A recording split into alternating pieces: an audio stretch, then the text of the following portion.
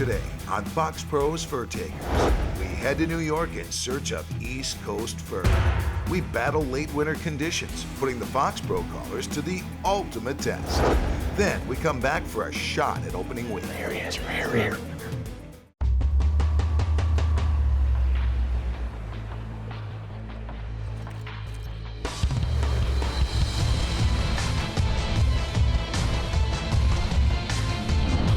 Hunting predators, it's challenging.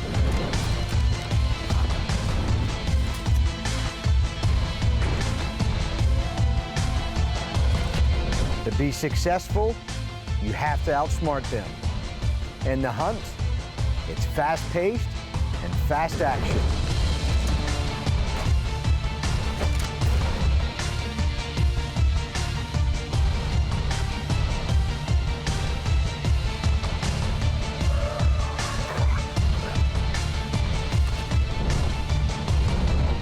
It's why we live to be fur takers.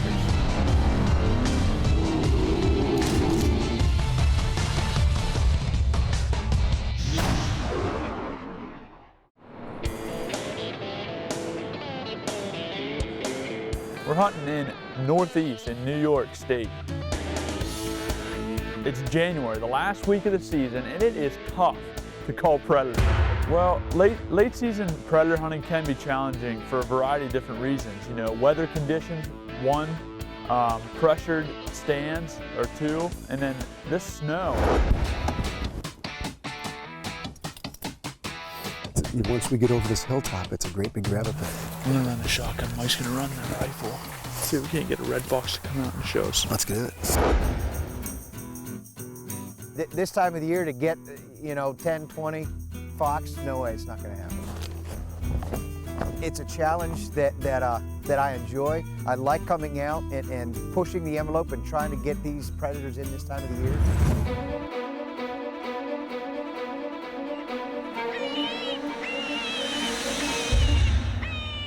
Okay, that's our proverbial first stand warm-up right there. Now we'll get serious. Here in New York, you can hunt at night. You can use an artificial light at night. Both our coyotes and foxes, we have reds and grays, they have seasons. Basically, they're in October, and fox ends in February, and coyotes ends in March. Late season hunting, some of the critters are educated, if you believe in that philosophy. They've heard the calls before. The younger foxes and coyotes have been taken out of the population by deer hunters who happen to be on stand and see them, or other predator hunters. Snow, deep snow is often a huge issue. Frigid temperatures will get you. And it's a whole nother game in the late season. Here we go, stand number 5, New York, first night. 28 degrees out. We haven't saw an eye yet tonight. We're fixing to change that right here. How about it, Andrew? Our goal is to get them in close enough to smoke them with a scatter gun. But if they want to sit out there and play games, we're going to teach them a lesson, aren't we, Andrew? It's another area, big open field surrounded by this time swamp and coyote tails, so it's fox territory. We'll see what we can do. What you're trying to do is you're trying to find an open field that surrounds a thicket, some kind of thicket that'll hold the fox.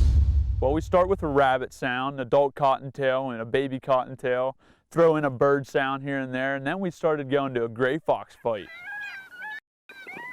Just using fox fade on the TX500, making that sound like it's coming away, going away, just making it dynamic on that stand, and once you know it, here's a fox stand on top of the hill.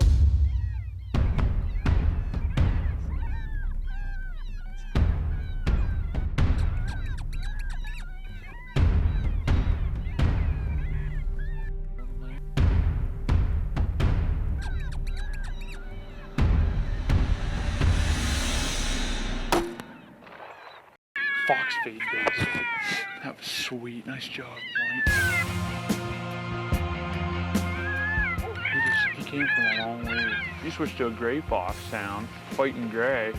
What, 15-minute mark? Oh yeah, and I promise you that fox heard every single sound we just played. I mean, that's all. Everything was echoing in the valley. So it heard those sounds. It wanted the gray fox. Going from going from both gray foxes to a single gray fox to the other gray fox, back to the middle. They just can't take it. Nice job, guys. Yeah. That was the first stand that we used gray fox distress. And boom, as soon as I played the gray fox sound, popped up over the little edge there. The rewarding part about hunting late in the season is prime pelts. These predators look awesome with that. I mean, there's just a whole handful of fur on them. Oh, beauty. That's a big gray fox, too. Look how thick that tail is. Look at its ears there, how furred up its ears and its cheeks are. You can really tell that's a mature, nice prime pelt right there. Yeah, that's probably a 3 or 4 year old fox. Yeah. See how its bottom teeth are wore down? It's always rewarding when a predator comes in the Northeast. Good Good job, job, Andrew. guys. Nice shot. Thank you. Oh, that's a ticket. Oh, he is big. You might go 5, 6 farms in a row per night and see nothing. And on that 7th, here comes a fox or coyote, and that makes it all worth it.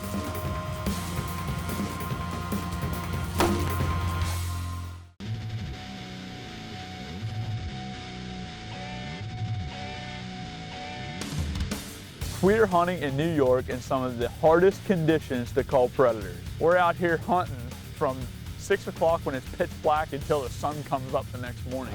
But we've done over what, like probably over 20-some stands? 20, 25 stands up there. I know it sure gets frustrating after a while, but you just gotta keep going.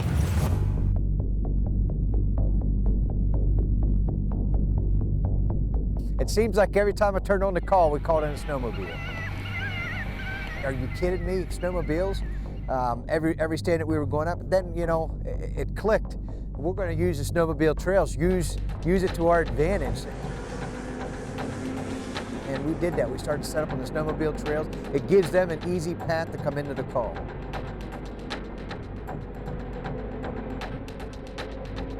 You know, frustration was starting to set in. We had been hunting all night long. It's getting frustrating, but hopefully we can see something here. We were overdue. And we had a fox come in at about 4:30 in the morning. Came out, poked his head out.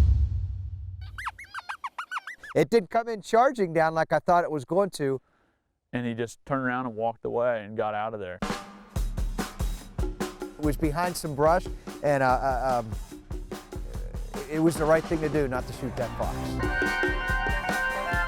It's just the way it goes. That's what predator hunting is all about. You can't call them all in. And you're going to get a lot of call-ins like that that just aren't going to commit. Look at all the tracks around here.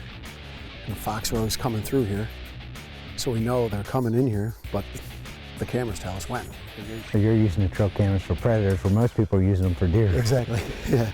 I'm going through a little more batteries with these, but it's worth it because I'm noticing in this area, about 9 o'clock, that's when the fox are coming through.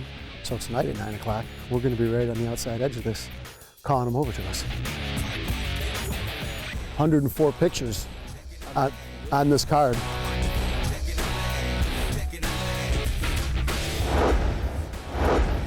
Well, we're on our 3rd night of New York. Got one gray fox down and not very many eyes. This is the spot where we looked at the trail cam, Exactly, right? that's the ridge. Yep. And there's red fox here. Oh yeah.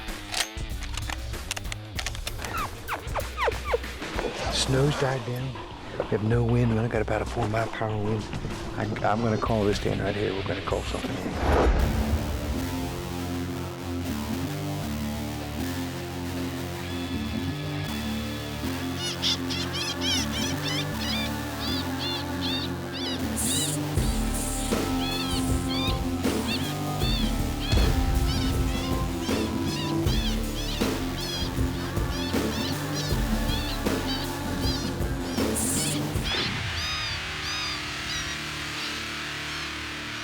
I almost died when that fox came in and it turned around and went away. I'm like, are you kidding me? You know, all this time and it comes and it goes away. You get to second guess yourself and saying, man, am I doing the right thing? Am I doing this wrong? Am I doing that wrong? It's tough, but what you gotta do is stick to the basics to be successful.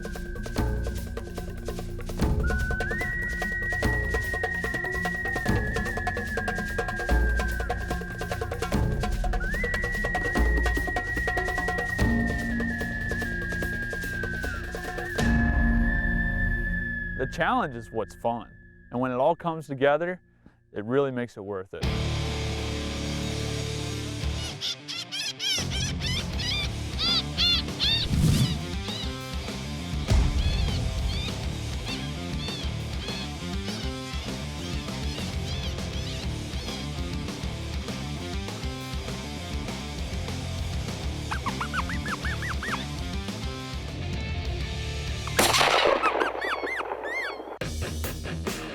That was a poke. I'm telling you right now, every bit of 200 yards. That was a heck of a shot, Mike. You know what? There was no way in heck I was letting that thing go. I don't care if it was 400 yards. I would have threw a stick at it 400 yards. Here we are.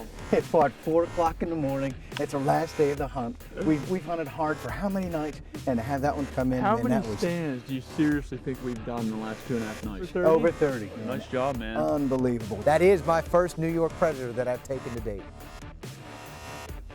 That's an awesome feeling. So that's what a New York red looks like. Late season fox, you're going to get some gorgeous pelts. What sound did you come into? Baby cottontail? Baby cottontail, nutty nuthatch. So I started with baby cottontail and I let it go for probably 5 minutes. Yeah. Switched over to the nutty nuthatch, and it was right after I switched we saw the eyes. So he's probably coming into that baby cottontail. But there is something in that sound for red fox. It's ridiculous. Nice job, man. Heck of a shot. 30 hours to shoot 2 fox. We get paid overtime. You know what? I'd do it again in a heartbeat. What impact do coyotes have on red fox populations? Coyotes are certainly having an impact on red fox populations. They're doing this by a couple of mechanisms. Coyotes will kill and eat red fox. That's certainly a direct impact. But coyotes carry mange, red fox get mange. If that red fox gets in a coyote's den where mange has been in the past, it's likely to spread it to other fox in the area. This can have a big impact on the local fox population because the fox is a small animal. Once it loses all its hair in the winter, it's not likely to survive. Red fox is adaptable, but I'm not sure it's adaptable enough to survive the increasing coyote population.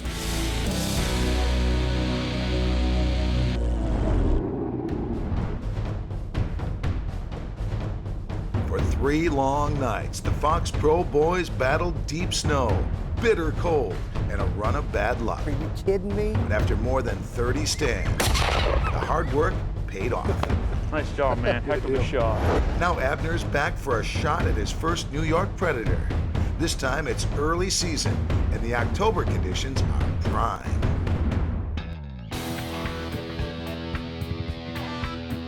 The early season hunting gives you great action. Number one, the high population, high numbers of predators. The young ones are still active. They haven't been taken out by deer hunters. It's a great time to get out there. The weather is conducive to hunting. You don't have to worry about trekking through deep snow. The crops are starting to come down. Checked out the weather and actually said there was a freeze warning, so it really can't get any better than that. The conditions are perfect for this trip. So this time we headed up just south of Lake Ontario in north central New York.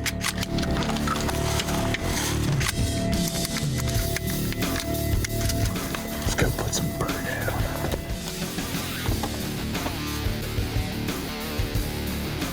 Circle down here.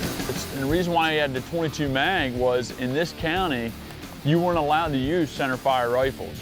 So he had the 22 mag, which, you know, you got to call those critters in a little bit closer to take that shot. Spot looks pretty good.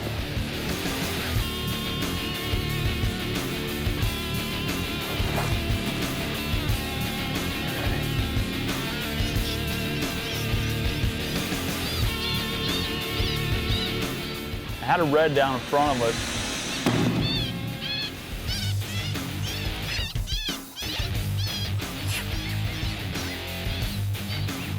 But it kind of just slipped back in the brush real quick. But I kept calling and had a gray show up off to our right. And I told Andrew, I was like, man, right here, he's coming right down along this fence line.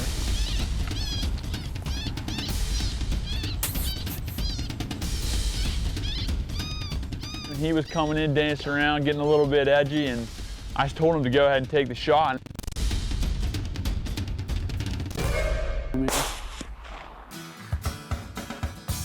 It looked like a big gray. Now we gotta find him. I think he went in, like right in here. Some nasty stuff in here. Green briars and all kinds of crap. Boy, it's like a needle in a haystack in here. I found a hole here. Sometimes when they're hit, they'll hole up and escape down here. I don't see any traces of blood, but you never know. When you lose a critter like that, it's disappointing. As hunters, we all hate that, but there's nothing we can do about it. You don't get them all.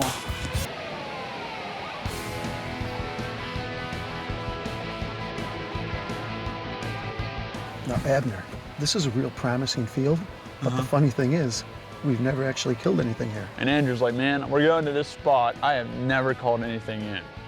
Well, if somebody tells you that, you're just kind of like, okay, well, let's go call it. I guess, so. She's ready to kill something. So we set up and started calling it. Start calling, playing that cagey cottontail and the Foxpro Firestorm. Andrew's running that light and he comes across to my right like 10 yards. Boom! Right here.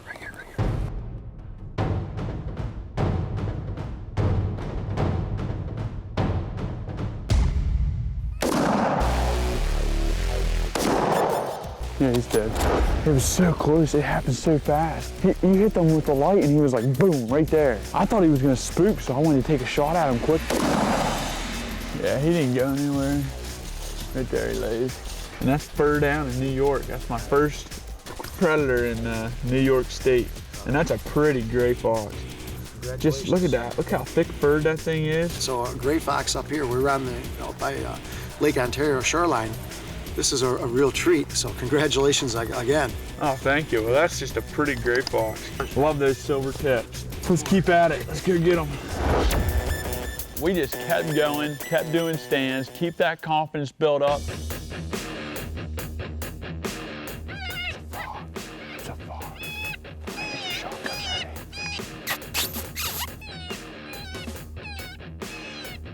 Take the light off and get the shotgun.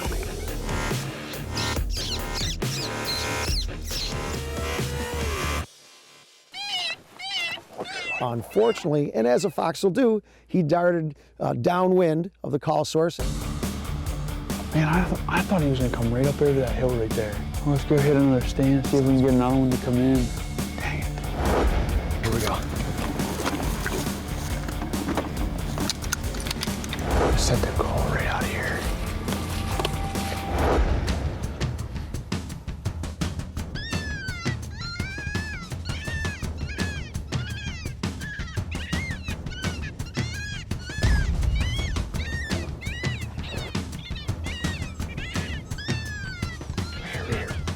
Hold light. I don't know where he went. He just jumped right into him. I don't know where he's at.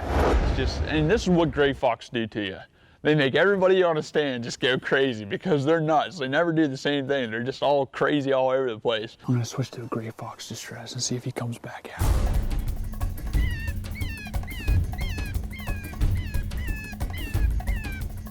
Right there. He is. Right here he is. Right here.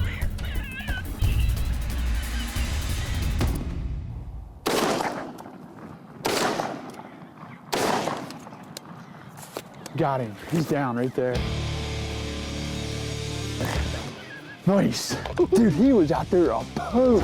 When they disappear like that, a little trick I learned off of a guy in Virginia, you hit that gray fox distress and a lot of times they'll come back out and give you an opportunity, and that's exactly what that fox did right there. Well, Abner, I just want to ask you, do you think you shot it enough times? I guess that goes back to my turkey hunting abilities in the spring. You know, you make sure that he is down. You jump up and go get him. I've got to step this thing off. Just for curiosity, I got to see how far this thing is. 1, 2, 53, 54, 55, 56. 56 steps with the boomstick. This EOTech right here, did you ever see these things? At night, that holographic sight, it just doesn't get any better than that. That thing is amazing. And that was awesome, man. What a pretty gray fox. Thick that fur is, man. That's a pretty gray fox. Tremendous. Just great colors all the way through. Those grays are just awesome looking, man. All the way back to the tail, and they're a fun fox to hunt too. Yep, they'll come in and be brave about it and give everybody a great challenge. Now, when you were here last time, I think we had 3 feet of snow in this field, so we looked at it from the road and said, can't do it. Yep. We just drove right by. Different times of the season, you know, you can get better responses from some of these fox. Anytime it's a 2-dog night, that's a good night. 2 dog or 2 fox. Yeah. Thank you very much for my first experience of killing some of these New York predators. Well, let's get this thing gathered up and get going. Sounds